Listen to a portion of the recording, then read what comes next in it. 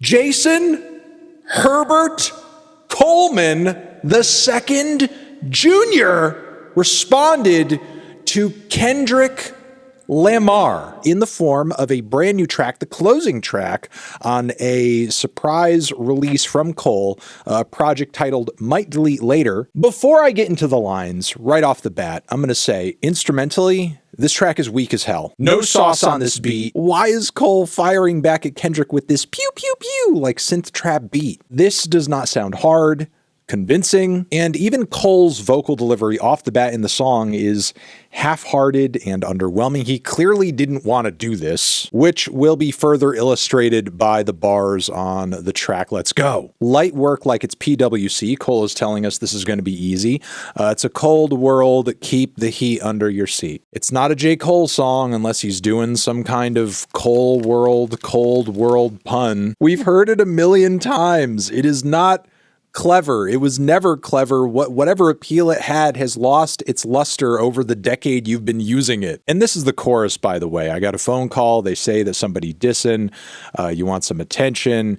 It come with extensions. My dog likes say the word. He on some bullshit. He itching. I mean, the rhyme scheme is not bad, but it's a very wordy chorus. And when you actually listen to it in the context of the song, it's utterly forgettable on impact. Like, clearly Cole is not trying to sell us on the appeal of this track being catchy. He's still doing shows, but fell off like The Simpsons. I mean, not only does this simile not hit hard at all, but isn't this like a really weird admission? Even in its fallen off state, The Simpsons is a massively popular and influential show that still to this day is the archetype for every other animated sitcom comedy style show on television. And I predict a similar thing with Kendrick Lamar. Even if 10, 20 years from now, he's coming out with records that aren't as good as Good Kid, Mad City because of those classic influential moments in his back catalog, people are probably still going to listen to his new stuff, even me. Your first shit was classic, your last shit was tragic. Good Kid, Mad City, classic. Mr. Morale, tragic. How? It was one of Kendrick's boldest, most experimental, most adventurous albums yet. Your second shit put dudes to sleep, but they gassed it. T-Pab! Being boring is like the core criticism you could make of most of J. Cole's catalog. So in a way, this line is kind of projection. Your third shit was massive and that was your prime. I was trailing right behind and I just now hit mine. Okay, now I'm at the front of the line, comfortable lead. How ironic, soon as I got it, now he wants something with me. Well, he caught me at the perfect time, jump up and see. Well, in Kendrick's defense,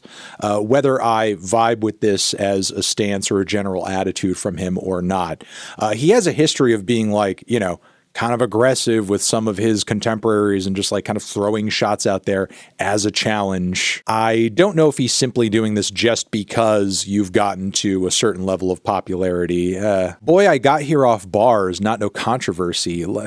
Really? I mean, while Kendrick has had these moments where he has been polarizing and has like stirred the pot, I don't know. I think it's pretty safe to assume that like the core appeal of Kendrick is his albums and the artistry that goes into them. Sure, while this recent Metro Boomin diss was very much discussed, and obviously fans remember the Control verse, it's really Good Kid, Mad City, it's T-Pab, it's Damn, it's those classic records that stand tall in his catalog and remain his most popular, most discussed material, not just the disses. Further down, he says that Kendrick averages one hard verse every 30 months, and that if he wasn't dissing, then we wouldn't be discussing him. Which, I don't know if Cole has gone on hip-hop Twitter at all lately, but even when Kendrick has not dropped, people are talking about Kendrick.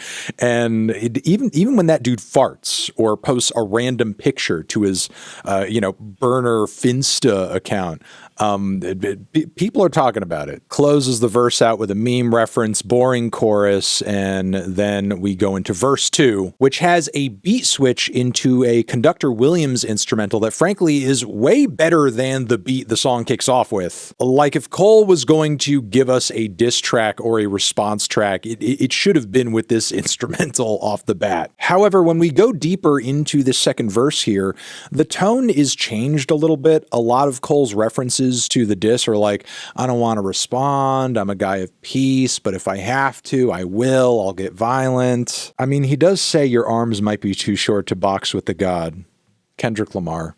Famously short king. 5'6". Criteria is criteria. But yeah, he goes on also about my text flooded with the hunger for a toxic reply. I'm hesitant. I love my brother, but I'm not going to lie. I'm powered up for real.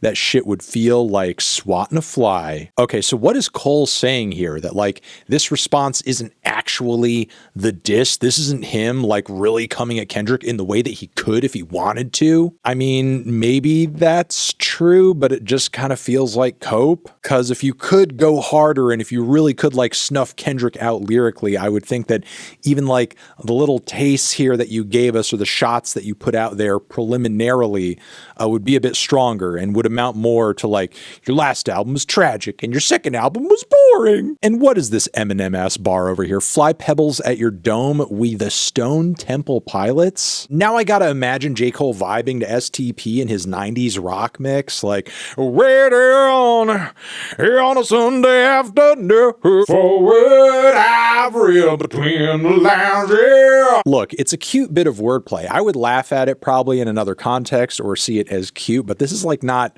tone of a diss type writing. This is just a little silly and goofy. This is a warning shot telling you guys to back down. Watch out. There are more Stone Temple Pilots bars where this came from. I mean, he might throw out a Push or a Vaseline reference. Your career's Cobained as I've reached Nirvana. Watch what I do. The audience applause while I fight this foo. Switching sides like the tassel on the cap and gown. Okay, I'm sorry. I'm done. I'm done here. This is a weak diss. Clearly, J. Cole did not want to do this, and yet he did it anyway. I mean, I sort of get it. The hip hop fandom is toxic in such a way that if J. Cole did kind of come out and was serious and was real about how he actually felt about this and was just like, I don't want to do this, guys. I think it's kind of lame. I'm obviously not really with dissing and fighting and arguing like this. That was literally the point of the line to begin with that Kendrick is responding to in an unnecessarily aggressive way. Like, that would be valid. That would be real. That would be true. That would be so fucking down to earth and honestly just reality. But if J. Cole did that, if he actually said that in response, like just kind of put it out there, boldly and plainly, all the fans would clown him and just be like, oh, you're lame, you fucking pussy, which honestly sucks. So it's important to point out, even if Kendrick is kind of ahead here and is winning in this back and forth in terms of lyricism, stance, attitude, like obviously he's appealing to the crowd more, people are kind of favoring him a bit more in this beef. Yeah, that may be true, but in no way has J. Cole asked for this. At least that's how it looks from an outsider's perspective. And while this track, this response does kind of blow, it's not really a shot against J. Cole's artistry or credibility, because I think what the problem ultimately is here is that his heart really wasn't into a response like this. And that's why it's not good. It's not because he doesn't have the talent. It's not because he doesn't have the artistry or the capability. I think he does, but he just doesn't care and he's not interested, and this isn't what he wants to do with his career. And again, even if this track is mid, which it very much is, I can sympathize with that. Let me know what you guys think. Over here next to my head is another video you can check out. Hit that up or the link to subscribe to the channel. Anthony Fantano, J. Cole, response, forever.